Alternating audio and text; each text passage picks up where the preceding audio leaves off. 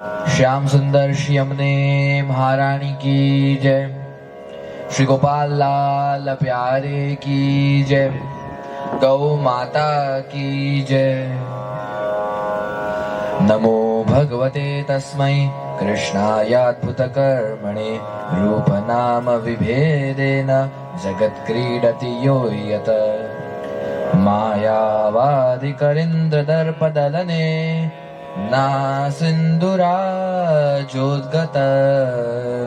श्रीमद्भागवताख्य दुर्लभ सुधा वर्षेण वेदोक्तिभिः राधा वल्लभ सेवया तदुचित प्रेम्नोपदेशैरपि श्रीमद्वल्लभ नामधेय सदृशो भावेन भूतोऽस्यपि। अत्र विराजमान परम पूज्य परम आदरणीय पितृचरण एवं मातृचरण बड़े माँ प्रणालिका जी सभी बड़ों के चरणारविंद में नम्र प्रणाम करता हूँ। उपस्थित चिरायुष्मान श्रीयान बाबा, गोकुल बाबा, रसालिका बेटी जी और यहाँ पे आए हुए सभी वल्लभीय वैष्णव वृंद,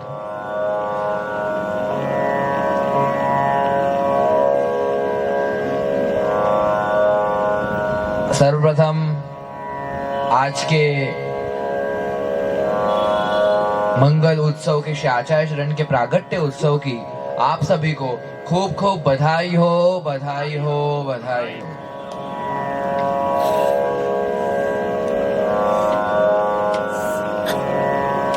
आज बहुत आनंद का विषय है कि श्री महाप्रभु जी के प्रागट्य उत्सव के निमित्त में हम सब यहाँ पे एकत्रित हुए हैं और श्री आचार्य चरण के ही गुणों का वर्णन करते हुए भगवदीय श्री गोपाल दास जी वल्लभाख्यान अंतर्गत बड़ी सुंदर पंक्तियों का गान करते हैं। लक्ष्मण सुत श्री वल्लभ राय जी। आप बधा साथे गाओ।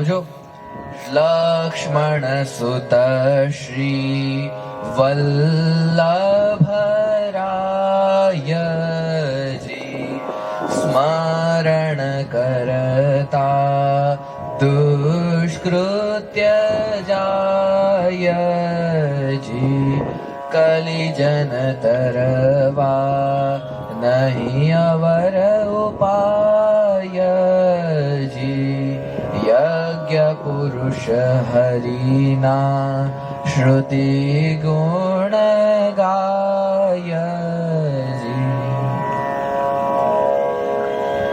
श्री गोपाल दास जी कहते हैं कि श्री वल्लभ आप कैसे हैं, श्री वल्लभ आप केवा छे के स्मरण करता दुष्कृत जाए जी कि जेमना जिनके स्मरण करने मात्र से ही जो जीव के दुष्कृत हैं, अपराध है, पाप है, जो दुष्कर्म है, उन सब की निवृत्ति होती है। आजकल यह जगत में अथवा धर्म शास्त्रों में कई ऐसे उपाय बताए हैं जिससे जीवों की निवृत्ति, जीवों के अपराधों की निवृत्ति हो। जैसे गंगा स्नान से पापों की निवृत्ति होती है। कई जगह है जहाँ पे जाना पड़ता है, गुणगान करने पड़ते हैं, परंतु श्री गोपाल दास जी क्या कहते हैं कि स्मरण करता दुष्कृत जाए जी की श्री वल्लभ आप कैसे हैं कि जिनके स्मरण करने मात्र से ही जीवों के पापों की निवृत्ति होती है।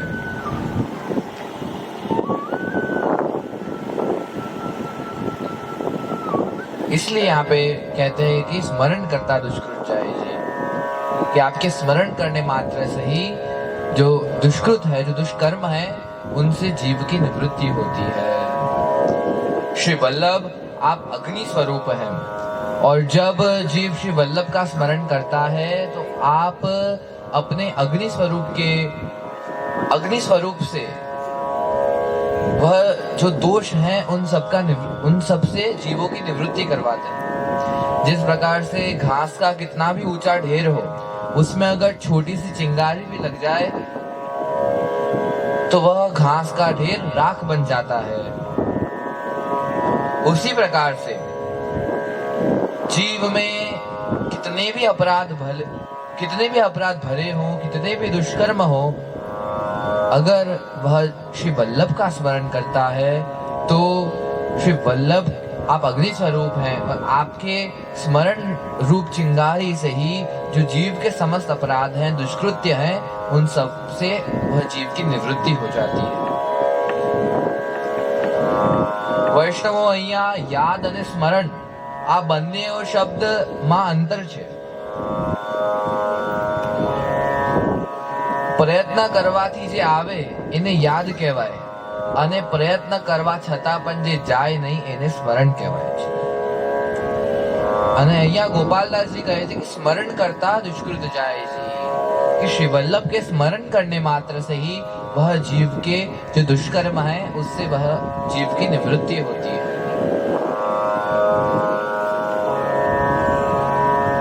यह कलिकाल में श्री वल्लभ के आश्रय के बिना और कोई साधन नहीं है। इसलिए गोपालदास जी भी कहते कि कलिजन तरवा नहीं अवर उपाय जी, कि यह कलयुग में श्री वल्लभ के आश्रय के बिना और कोई साधन नहीं है जिससे हमें श्री ठाकुर जी की प्राप्ति हो। भगवत नाम ले, ना तो ऐसा देश है, ना तो ऐसा काल है, ना ही मंत्रों का ध्यान है, ना ही प्रक्रियाओं का ज्ञान है। इसलिए ये कलयुग में केवल और केवल श्री आचार्य चरण का ही नाम एकमात्र आश्रय है जो भगवत प्राप्ति के निकट हम जीवों को ले जाए। इसलिए श्री वल्लभ के नाम की महिमा है, श्री वल्लभ के स्मरण की महिमा है। वार्ता प्रसंग में भी हम देखें तो कई ऐसे वैष्णव हैं जो श्री वल्लभ के स्मरण करने से जिनको श्री ठाकुर जी की प्राप्ति हुई। कृष्णदास मेघन जी के प्रसंग में भी उनकी बड़ी सुंदर वार्ता आती है कि जब कृष्णदास मेघन श्री वल्लभ के शरण में आए और शरण में आने के पश्चात जब वह अपने जो उनके पहले जो मर्यादा गुरु थे उनके पास गए तो वह गुरु उनसे रुष्ट थे और कृष्णदास जी को कहते कि तूने तो गुरु ही बदल लिए। तब कृष्णदास मेघन जी ने कहा कि मैंने गुरु नहीं बदले, गुरु तो आप ही हो, पर आपकी कृपा से मुझे तो साक्षात पूर्ण पुरुषोत्तम की प्राप्ति हुई। तो वह जो मर्यादा गुरु थे उन्होंने कहा कि क्या प्रमाण है इसका। तब कृष्णदास मेघन जी ने अपनी हाथों की अंजलि में जलते हुए अंगारे को रखा और श्री वल्लभ के स्मरण करते हुए यह कहा कि अगर श्री महाप्रभु जी पूर्ण पुरुषोत्तम नहीं होंगे तो यह अग्नि मुझे भस्म कर देगी। परंतु देखते ही देखते वह अग्नि कृष्णदास जी के हाथों में ही शांत हो गई।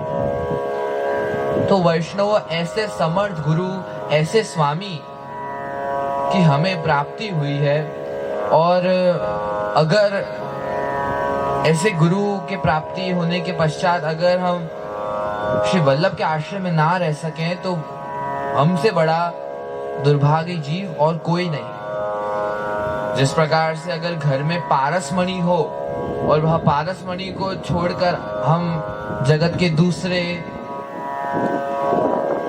साधनों में भटके तो उससे बड़ा दुर्भागी जीव और कोई नहीं। उसी प्रकार से अगर वैष्णवों के घर में श्री वल्लभ के स्वरूप में पारसमणि विराजे और उसे छोड़ के श्री आचार्य चरण को छोड़कर हम जगत के दूसरे साधनों में भटके तो हमसे बड़ा दुर्भागी और कोई नहीं है।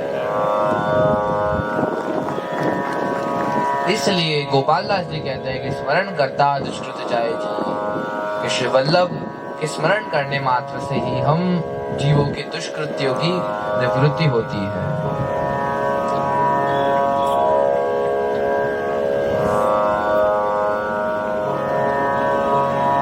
तो यह कलिकाल में आपके आश्रय, श्री आचार्य चरण के आश्रय, आपके नाम के बिना और कोई साधन नहीं जो हमें श्री ठाकुर जी की शरण में ले जाए।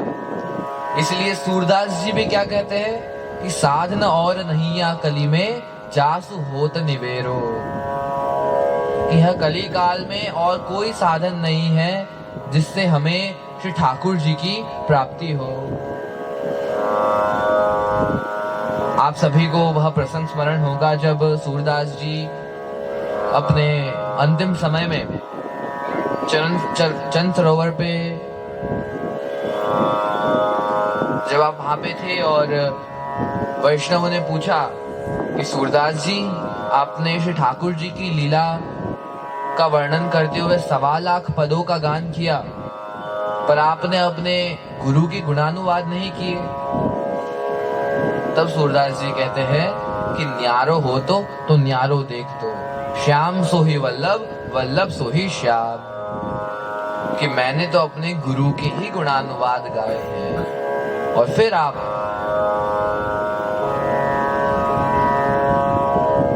एक पद की रचना करते हैं कि दृढ़ न चरण न केरो भरोसो, श्री वल्लभ न कचंद्र छटावे न सब जुग माज अंधेरो, साधन और नहीं या कली में जासु होत निवेरो, सूर कहाँ गए द्विविध आंधरो, बिना मोल को चेरो।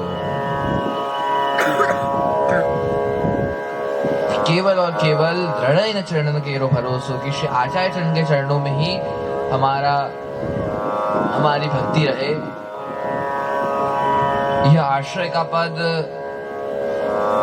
हम सभी इसका गान करते हैं, सत्संग संपूर्ण होता है तत्पश्चात इसका गान करते हैं। और यह आश्रय का पद कोई साधारण पद नहीं है, इसके पीछे भी एक गूढ़ भाव है। यह पद में 4 चरण है और प्रथम चरण दृढ़ न चरण न केरो भरोसो, यहाँ पे 13 अक्षर है और यह 13 अक्षर के माध्यम से हमें यह समझना चाहिए कि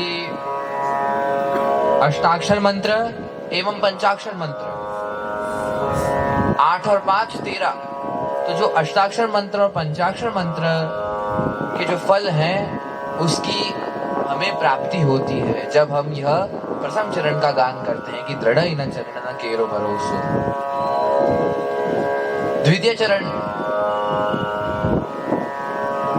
जिसमें 21 अक्षर है और जब हम यह चरण का गान करते हैं कि श्री वल्लभ नख चंद्र छटावे न सब जुग माज अंधेरो, तब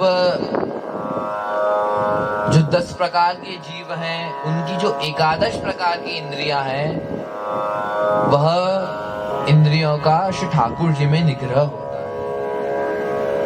10 प्रकार के कौन से जीव? तो सात्विक, राजस, तामस, और यह 3 प्रकार के और 3 भेद, सात्विक सात्विक, सात्विक राजस, सात्विक तामस, तो ऐसे 9 और 1 निर्गुण।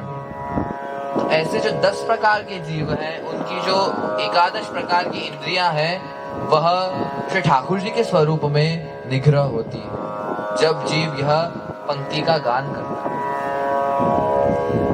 तृतीय पंक्ति जिसमें 18 अक्षर हैं और यह पंक्ति के गान के द्वारा श्रीमद् भगवत गीता के 18 अध्याय, 18 महापुराण, श्रीमद् भागवत जी के 18,000 श्लोक। वैष्णव તમે विचार करो कि क्या हम भगवत गीता यह चरण का गान करते हैं कि साधन और नैया कली में जासु होत निवेरो, तो हमें इन सब चीजों का फल प्राप्त होता है। और अंतिम पंक्ति सूर्य कहाँ गए द्विविध आंधरो, बिना मूल को चेरो, અહીંયા 19 અક્ષર છે અને જ્યારે આપણે આ પંક્તિનો ગાન કરીએ ત્યારે પુષ્ટિ માર્ગના જે 19 મુખ્ય સ્વરૂપ છે એનામાં જીવની ભક્તિ દ્રઢ થાય છે। કયા 19 સ્વરૂપ? તો श्री महाप्रभु जी, श्री गोपीनाथ जी लाल जी, श्री पुरुषोत्तम जी અને શ્રી ગુસાઈજી 4 અને શ્રી ગુસાઈજીના 7 બાળકો, તો 7 અને 4 11, અને પછી શ્રીજી બાવા અને જે 7 નિધિ સ્વરૂપ, તો એવી રીતે જે 19 મુખ્ય સ્વરૂપ જે પુષ્ટિ માર્ગના છે એમાં જીવની દ્રઢ આસક્તિ વધે છે જ્યારે આપણે આ અંતિમ પંક્તિનું ગાન કરીએ. તો આ રીતે આ આશ્રયનો પદ સાધારણ પદ નથી. આ પદ દ્વારા આપણનો આશ્રય શ્રી ઠાકુરજીમાં, શ્રી વલ્લભમાં વધે છે, એટલે આ પદનું નામ આશ્રયનો પદ છે.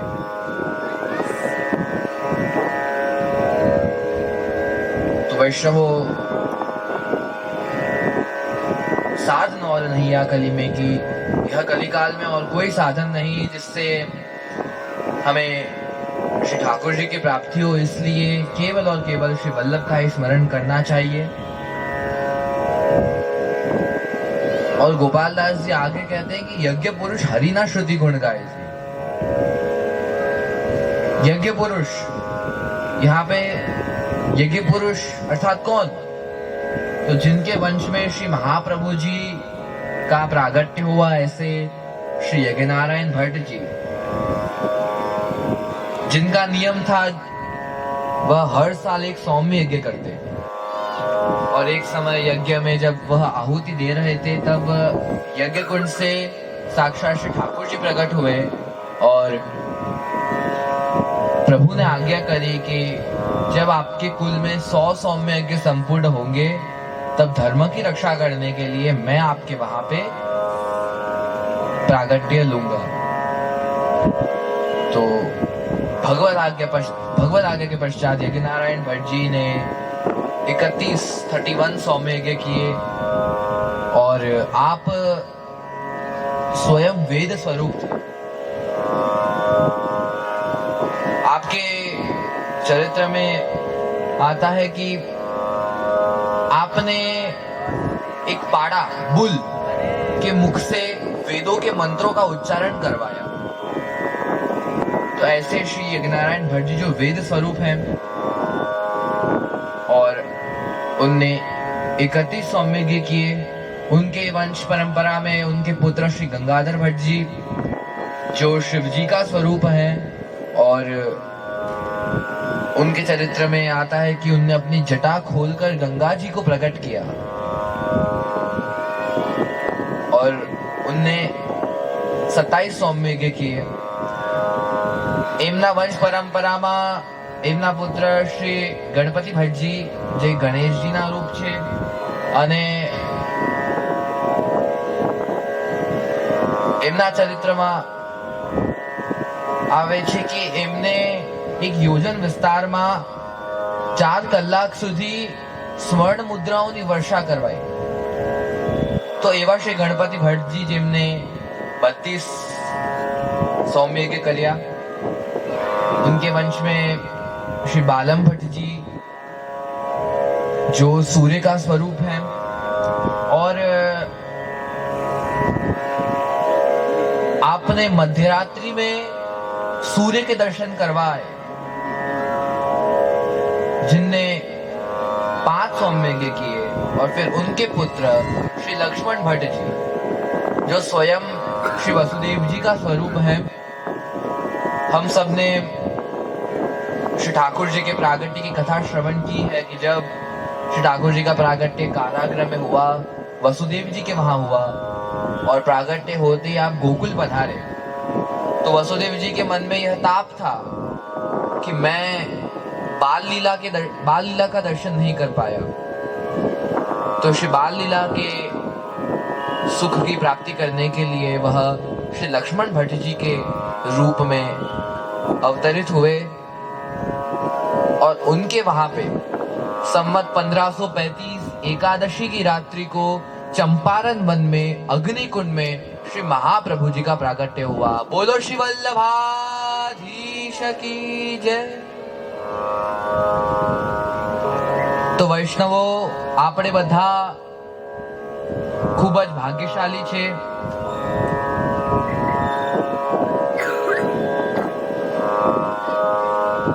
कि हमको श्री आचार्य शरण जैसे समर्थ गुरु की प्राप्ति हुई। हमने पूर्व में श्रवण किया कि अस्माकम अति भाग्येन, कि हम सब खूब भाग्यशाली हैं कि हमें श्री आचार्य शरण जैसे समर्थ गुरु स्वामी की प्राप्ति हुई है। और आपके चरणारविंद में यही विनती कि हम सब श्री आचार्य शरण का नित्य निरंतर स्मरण करते रहें, जिससे हमें भी, हमारे भी जो दुष्कृत्य हैं, दुष्कर्म हैं, उसकी निवृत्ति हो। तो आप श्री के चरणारविंद में कोटि कोटि दंड प्रणाम करते हुए यही विनती करें कि हम भी सदा ही आपके आश्रय में रहें। ऐसी मंगल भावना के साथ मैं श्री आचार्य शरण के चरणारविंद में अपने वाक पुष्पों को समर्पित करता हूँ। बोलो श्री वल्लभाधीश की जय। श्याम सुंदर श्री यमुने महारानी की जय।